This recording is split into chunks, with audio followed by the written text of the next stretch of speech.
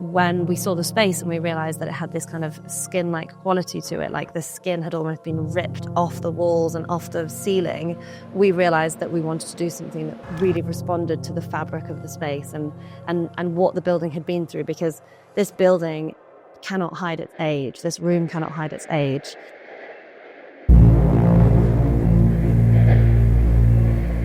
We've curated a show called PELT, where it's an examination of the human body, both in its most beautiful and elegant and also in its most grotesque and visceral. This is called the old waiting room because that's exactly what it is. It was an old waiting room.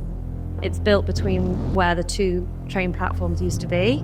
It just became disused. It wasn't fit for purpose. Peckham Rye Station had steam trains, so there's a lot of soot, so you can really see the history of all of the people who've passed through this space in the room. I'm Scarlett Budden, I'm an artist, I'm from London. So this painting is called That Hums Behind the Eyes.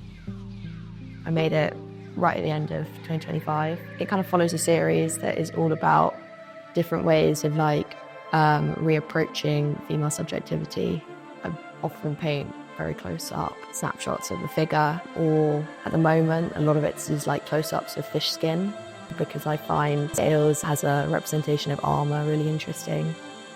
This show specifically was looking a lot at like the connection between decay and beauty, so the sort of fish skin felt like a really good addition to it. When you've got a subject in front of you, once you take an image of it, it's your perspective of that person, it's not them. So repeating an image over and over takes it further and further away from your original understanding of it. The room really helps with this kind of like gothic reference that I think a lot of the work has. And I'm really excited how mine's been curated with the little arch over the top that's kind of like has, I don't know, feels like an extension of the arches of the mouth.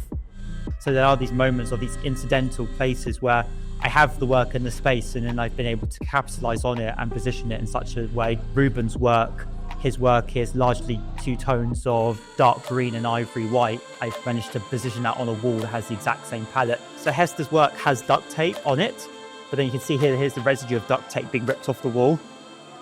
And so it almost feels as if this piece was just taped to the wall quite violently and then the tape was ripped off.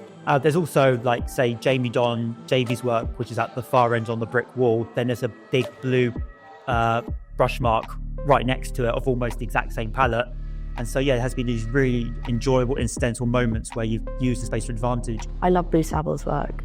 So tranquil and sort of dreamlike, but also has this kind of haunting quality. And I think her palette's really interesting. John Stark had sent me this work last summer and I thought it was an incredible piece. To be honest, I was looking for any excuse really to find a situation where I was able to exhibit the work. And so when we were then offered the space and I saw it being this like decaying husk, I then remembered this work, and then this piece then did largely act as the impetus for the show, and I kind of built around it. So we've worked with Messams for this exhibition to loan a Lawrence Edwards piece, which was beautiful. And for our next exhibition, we'll be working with Hales Gallery to loan a couple of pieces. And obviously there's amazing property developers that we've worked with.